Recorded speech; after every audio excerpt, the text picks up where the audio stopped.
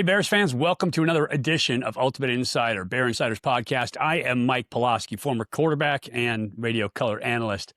Today we're talking about the Texas Southern game. The Bears come away with another 35-3 victory.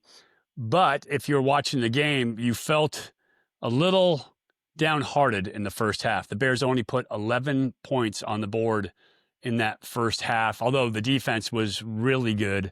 They were unable to score, and we'll talk about why in just a second. But you never look down your nose at the win. I'm going to use some coaching cliches here. You celebrate the wins. It's, you win by 32 points. It's almost right on the odds maker's number, and you find a way to get it done. But you've got to cure up some of the problems. First, let's talk about the good stuff. I thought defensively, the Bears played really well at a couple positions. Luke Farrelly showed up, 11 tackles on the day. He was all over the field, played really well. I thought he is really, he's made a big step from game one to game two. His first step was faster, attacking downhill faster, really showed up in the game plan. So I thought Luke Farrelly looked good. I thought Isaiah Crosby, once again, he had a great first game. He looked really good. He was all over the field in this last game here as well. So 9 total tackles for him. He can run, he can cover, he can do a little bit of everything. Although he's not the big 6'2" guy at safety, he's a really good football player back there. So he's really showing up. He's making his presence known. I thought, once again, Zeke Masses showed up in this game. Obviously, he got an interception, didn't get a ton of tackles, but the receivers weren't able to do anything on the outside either. Pawlawski and Zeke Masses just locked down in this game. And quarterback, Texas Southern, C.J. Cooper is not going to be the best quarterback the Bears will face all year long, I'll be honest. But they were unable to throw the ball effectively in this game. And a huge part of that is the Bears can play man. They can lock it down on the outside. And then the pass rush. The pass rush was getting after the quarterback. And now here is the double-edged sword.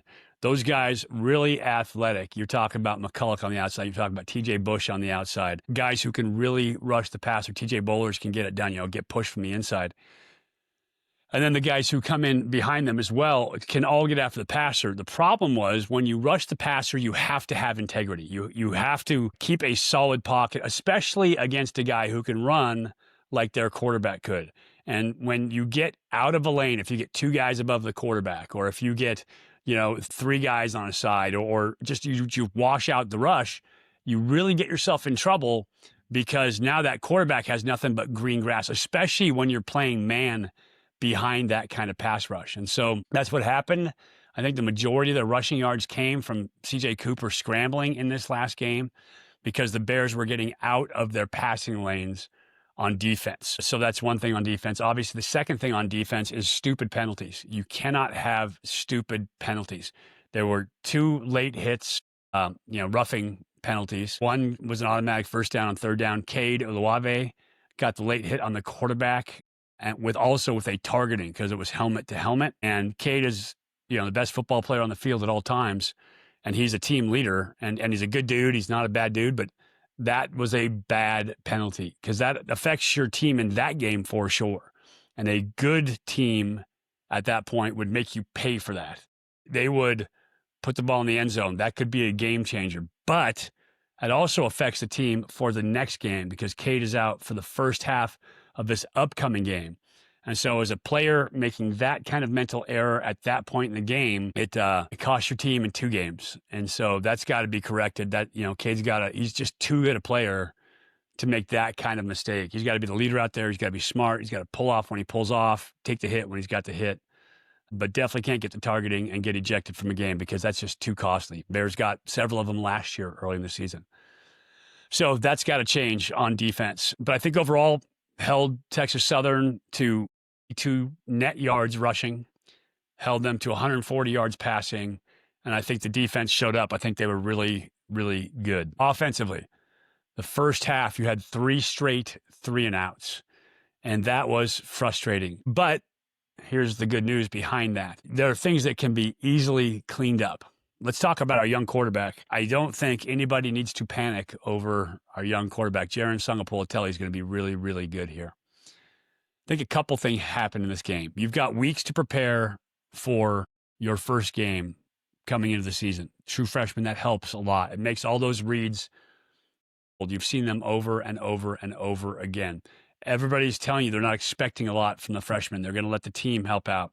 And so you can go out, you can ball out. He makes his first completion to Trond, and it wasn't a great ball, that first completion against Oregon State.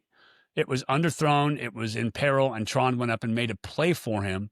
That sparked some confidence, got his rhythm, let his nervous system settle down, and then he settled in and made some plays. Coach Harsin gave him some easy completions after that. Then you come into this next game and you get all the media hype. I mean, it is national attention. Everybody blowing you up, things that you're paying attention to, things that detract from your focus on the next game, especially for a young player. Think about how hard it is to focus, with social media right now as an adult who's been around it for a long time. And then think what it's like for a freshman quarterback at the center of that spotlight with everybody talking about you. And so it takes your attention off what you're doing. It makes the game feel bigger. You want to go out and prove everybody right. You want to just light it up as soon as you get out there. And the game speeds up because you're trying so hard. And that makes the game speed up for you. At the quarterback position, you want to be ruthlessly efficient. You don't need to make huge plays. Everybody glorifies the baller who makes the big play, right? Joe Montana and Dwight Clark on the catch, those kind of things. Joe Montana is in the Hall of Fame because he maintained composure and threw the check down. He threw the easy ones. He completed the balls that should have been completed. And as a result, the big plays came. You got the open windows downfield because you would check the ball down. And so we get caught up, especially as quarterbacks. I think all athletes get caught up in this fact that you are trying to make something happen. You can't make anything happen as an athlete. You have to react to what you're seeing. It's pattern recognition, and you have to respond appropriately. The best quarterbacks are brutally, ruthlessly efficient. So Jaron, once he learns that, is going to be insane because his accuracy, his arm slot, the way he can throw from any position is pretty special. And so he's going to be just fine, but he needs to understand the mentality of playing that quarterback position. In high school, he could pretty much dictate the game. In college, he's going to have to let the game come to him. He's going to have to take the easy ones, understand his reads, let his reads take him to where his eyes need to be, and then run it from there. I'm going to have later on in the week, we're going to call it Pause Plays of the Week. I'm breaking it down for you. You're going to see what I'm talking about. I'm going to show you a couple of the plays that could have been better. And then I'm going to show you how Jaron settled in and grew during the game as well. So that'll be coming up. Young quarterback, all that said, what I'm telling you is he's a freshman quarterback. Freshman quarterbacks are going to play like freshman quarterbacks. And so that's what he did. Offensive line needs to play better. When we're running the zone running scheme, when anybody's running the zone running scheme, everybody needs to be in sync. And they were not in sync in this game. And so that has to improve. They got to get in the same footsteps. They got to understand their assignments. They got to understand their blocking. They've got to get to that. I thought receivers overall did a nice job. There was a couple drops. I think there was at least 3 drops, maybe 4, depending on how you classify them. Jacob DeJesus had 1 drop. We'll call it 1.5. One would have been a really tough catch, but he's a guy who could make the catch. Trond had an absolutely brutal drop. And so that one's got to be caught, and he knows it. But there were some opportunities for big plays in there that the Bears didn't make on routine catches. And so those have to happen as well. I thought Kendrick Raphael ran the ball really well. 122 yards rushing on 17 carries, I think it was. So he was really good in this game. And then he had a touchdown as well. And then there was some good blocking. Jeffrey Johnson once again showed up. He had a big pancake block on a gap scheme run in the end for the touchdown. So I thought the running game, there's some miscues in the offensive line that have to be put together. Quarterback can make easier reads. He can make the game easy on himself rather than having the game be too big for him. And then receivers, if they make the routine catches, that's a much different looking game. The beauty is there's plenty of upside for it. Once again, Brian Harsin, the offense that he called, I think in the vertical passing game, at least the passing game, I absolutely loved what he did. I thought there was always an option. There was always men open. There was a way to get the ball out. And once the young quarterback gets on that same page and just becomes efficient at the spot, it's going to be pretty awesome to watch. I thought the running game, we could have gone a little more gap scheme run. What does that mean? Zone scheme is just that: inside zone, outside zone, wide zone. All those are different types of zone running blocks. And so there's a lot of choreography in the offensive line in terms of getting it done. Gap scheme is where you see guys pulling, offensive linemen, guards, tackles pulling, and it's more physical. You get more double teams at the point of attack, intentional double teams, which aren't read double teams. And guys know they can commit to a block. You're moving guys out of a hole. It's just a more physical, tougher mentality. And so the gap scheme was gashing them. Counter especially, but also power was killing Texas Southern. I would like to see a little more of that during the game. But all that said, I think overall, good game, 35-3 win. Ugly early, finished strong. Jaron went 9 for 9 on 3 touchdown drives. And so, once he got his reads right and got his feet right, he was accurate as you expected. And he's just a young quarterback. He's going to do that. And the game will get big from time to time. But he settled in this game. That's huge for a freshman quarterback.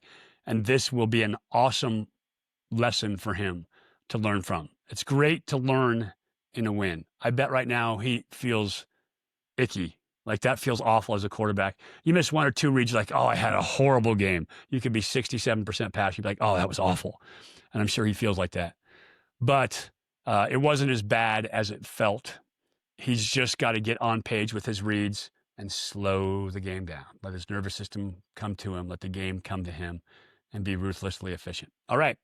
That's it for me right now. I'm talking to Travers family head football coach Justin Wilcox, and we're going to discuss his thoughts on the game.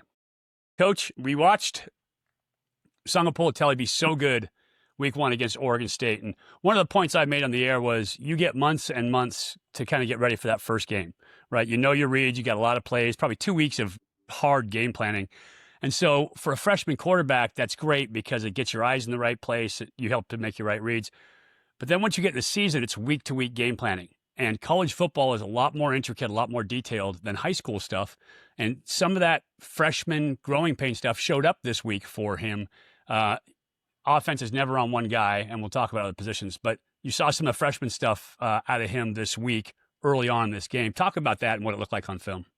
Yeah, I think he did some really good things in the game. Didn't start well, or maybe up to his standard. That's probably the best way to put it. He's a very sharp guy. He can comprehend a lot. He's obviously a very talented thrower, but I think was probably pressing a little bit too much, trying to, he was really excited to play. I know that he was eager to come out, home crowd. And sometimes, as you could attest, when you're wanting to do really well, that sometimes if you don't manage your energies, your feet speed up, your arms speed, everything speeds up, and you maybe don't make the routine plays that you can make with ease. Yeah, for sure. Especially when I was younger as a quarterback, I'd come in off the bench, be like, oh, and everything's going a million miles an hour. And even though you may know your reads, your eyes aren't in the right place. And he is so just innately accurate that you can tell when he's missing passes, it's because he's kind of getting caught up in the read. He's not where he needs to be in terms of his feet. And you could see that in the game. But the beauty of that is he then came back, corrected, and started playing really well in that second half. I thought he made some really good throws. The corner route in particular, the check down in 4th and 3rd and long. I thought he did some really, really nice things after he settled into the game a little bit. Yeah, certainly. And his feet slowed down. He slowed down a little bit, and he did a really nice job in the second half. And one of the things we talk about, and I'm sure you can appreciate, when you're playing well, it doesn't feel all that hard. It's just like you kind of go through it. You play the play and do your job, and when you can deliver the ball and put it where you want to, and guys are open, then the game might feel easier. Sometimes, when you're trying too hard, you kind of make it harder on yourself. No doubt. The game speeds up and it gets really, really difficult. Yeah. And it's all up here, right? It's the mindset of playing the position. It's understanding that the game is still happening at the same exact game speed. It's just your mind's spinning faster, and so you're not in the right place. But it was great to see him come back from that, because that's hard to do, especially as a young player, to be able to get from this, redlining where it's going too fast, things are starting to fall apart. They're coming, you're 3 and outs, which didn't seem likely in that game. All of a sudden to come back, and now we're completing 9 straight.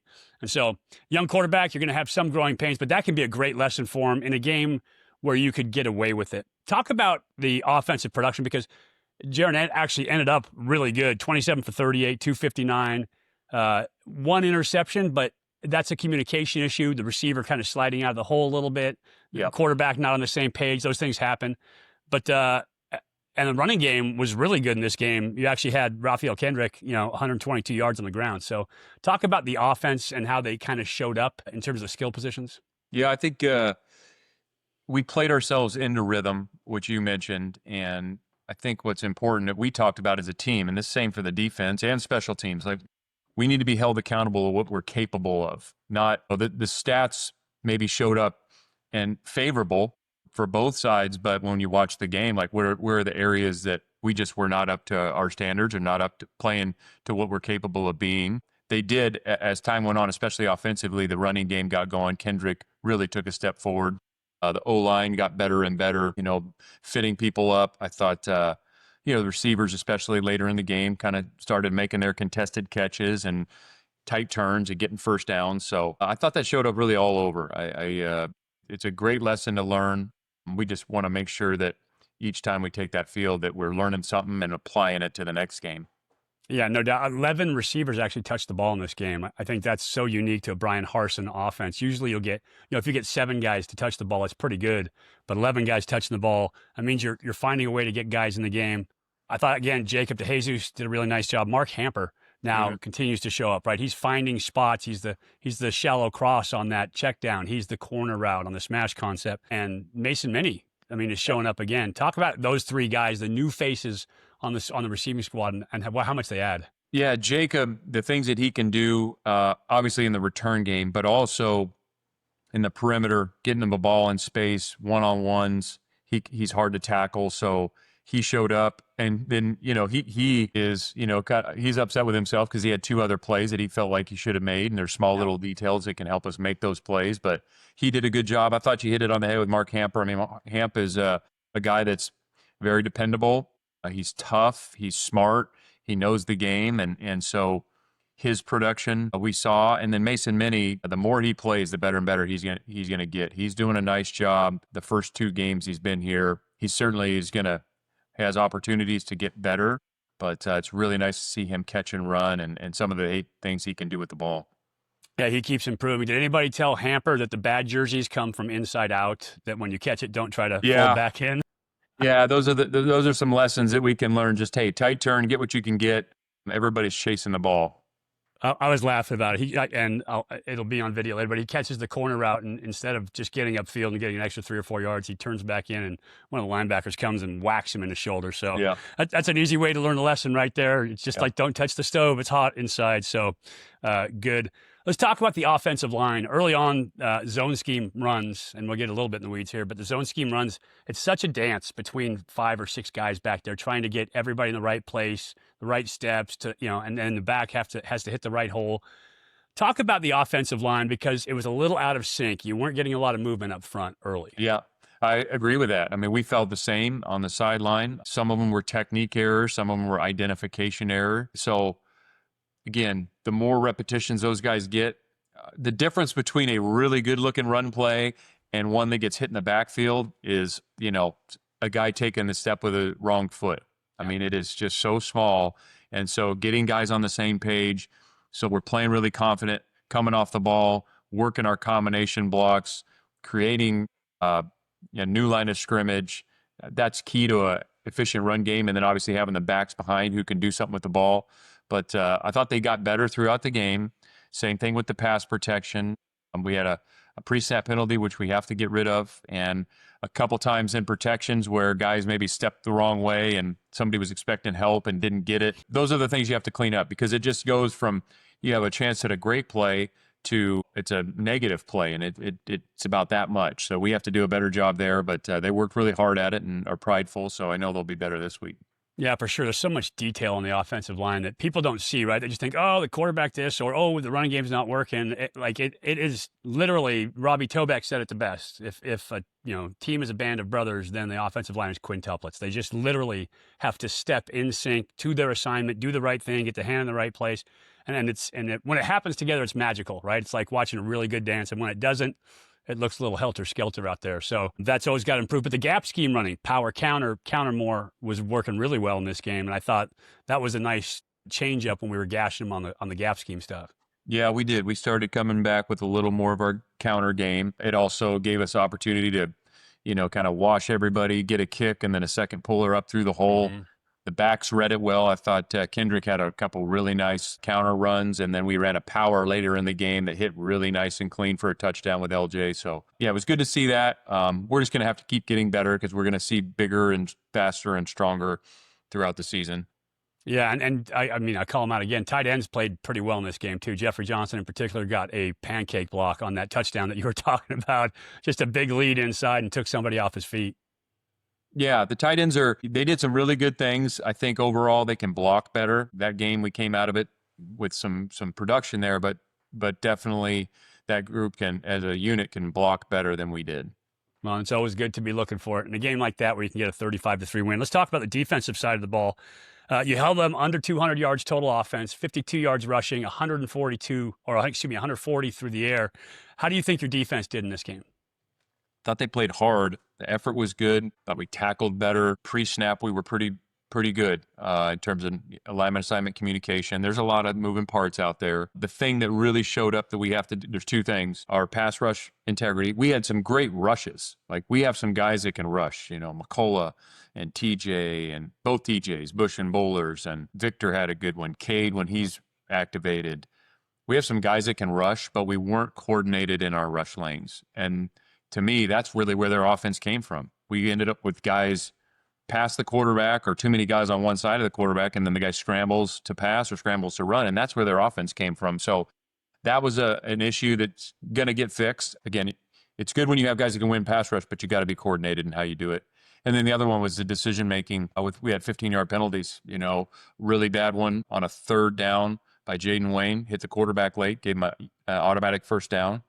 And we end up stopping them, but you just can't do that. I mean, again, with the teams we're going to continue to see and play, that'll kill you. So the decision-making on the quarterback with him, and then obviously with Cade. I mean, that was a target. That's the right call, and he's now out of the game. I freaking love Cade. He's a phenomenal football player, but that's just something we can't have. And so he's going to miss the first game and first half of this next game. And so we're going to have some guys that step up, and everybody around him's got to rally until he can get back on the field. Yeah, that's a big absence for your defense. Yep. I mean, that's literally the centerpiece of your defense, the guy that everybody looked at coming into the year, who's a big loss up there. Better to get him out of the way in games that are winnable, right, than to have to learn it against a team like Minnesota. So let's turn the page now. I thought overall 35-3 in the end. You look at it, you say it's a great win, and there is a ton of stuff to coach. So it gives you guys work to do during the week. But you turn now and you got the Golden Gophers coming into town.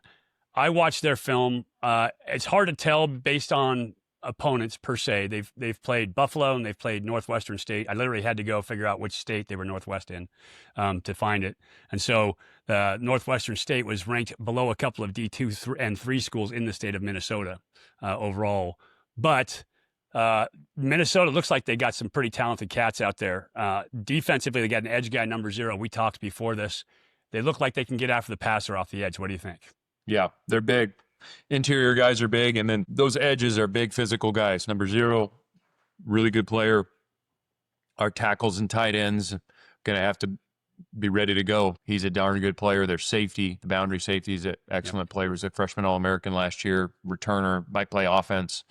The nickel is a darn good player. The other safety, number 7, is good. So they're a really good defense. They're number 1 in the country right now in most everything. They'll be good on defense. Our guys are excited to compete against a team like this, but it'll take coordinated effort. Yeah, you're talking about that safety. It's Coy Parrish, and he caught a ball against Buffalo on the deep out route, and then he comes back and plays safety. So real good football player, two-way guy, does a little bit of everything. Talk about the new quarterback. You've seen 2 games of film on him, Drake Lindsey. What's he like? He's big and he can throw. He kind of reminds me of the good old days, like guys can play from the pocket. He has to be big because their O-line's huge. And so he can throw over the top of people, but he is a really good football player. He delivers the ball well. He does he operates that offense. He makes all the checks, either the front checks, protection, or safety rotation. He's doing a really good job. Their run play action game is very, very good. They got big skill play. They got big O-line. The tight ends are big bodies. The running back's an excellent football player. So they do a nice job with what they do, and the QB makes it go. Scheme-wise, a lot of play action, obviously, since they're so good at running the ball. They love to pound the rock. PJ Fleck, he's got to get that run game going. Talk about what that presents for you as a defense. What do you guys have to do? you hit it on the head. I mean, better buckle your chin strap. You got to be able to stop the run and then transition into the play action game. And that's both the guys up front and the cover guys have really good eyes and discipline if you're in zone.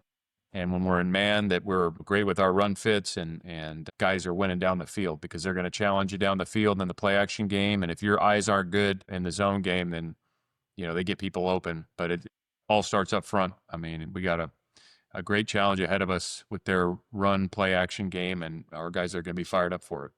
Yeah, Aiden Keonina, TJ Bowler, obviously guys who've played pretty well. Aiden especially hard to move at that nose guard position. Going to help up there.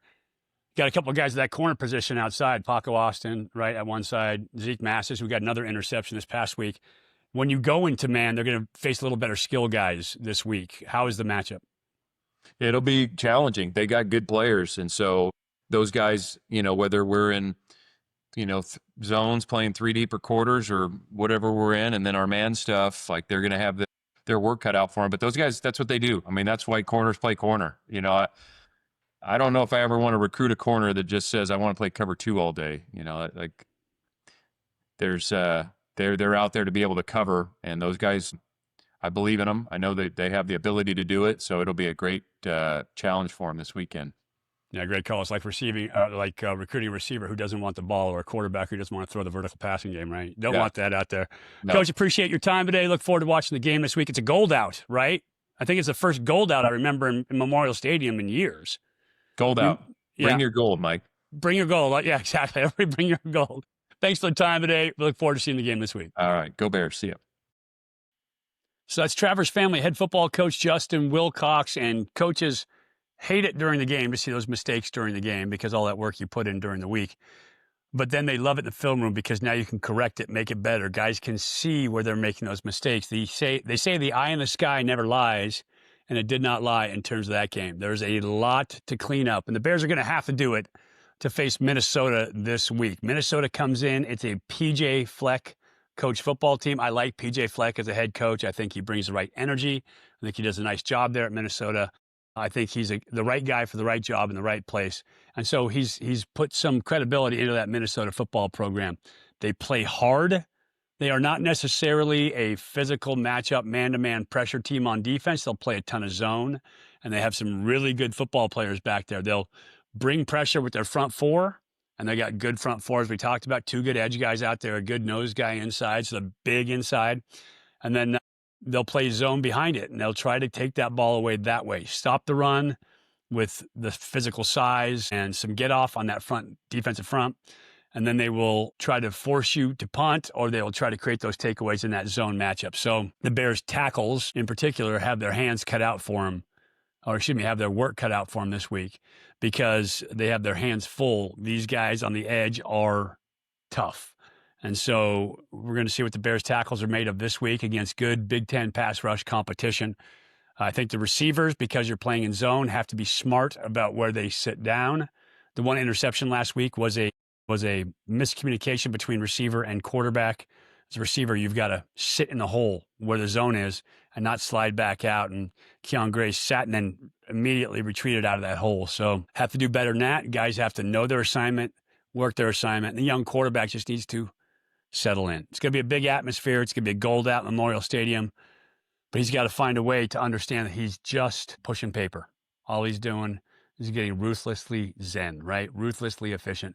If he can do that at the position, he's got so many tools. It's insane. And so you got to enjoy it. You got to love it.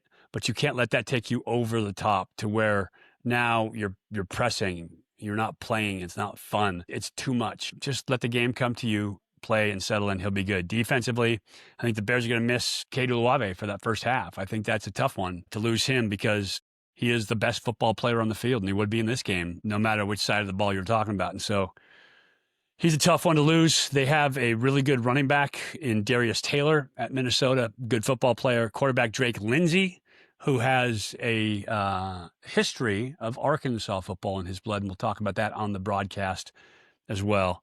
Receiver number 8, Smith, young player, good. He's coming back. So defense has their hands full. The offense has to find a way to make plays against that zone defense. Tackles have to stay home, have to run the ball well, have to get that running game together in the zone game or run a lot more gap scheme run. Bears have to figure out a way to run the ball and run it hard. So I think that's it for this week. That's Minnesota. Don't forget, I'm going to have Paw's Plays of the Week coming up later. 4 plays. I'm going to talk about the freshman quarterback. I'm going to draw them up for you so we understand what I'm talking about when I'm saying getting your eyes in the right place. We'll teach you some football coming up there. But for now, I appreciate you watching. For Bear Insider and Ultimate Insider, I'm Mike Pawlawski. As always, go Bears.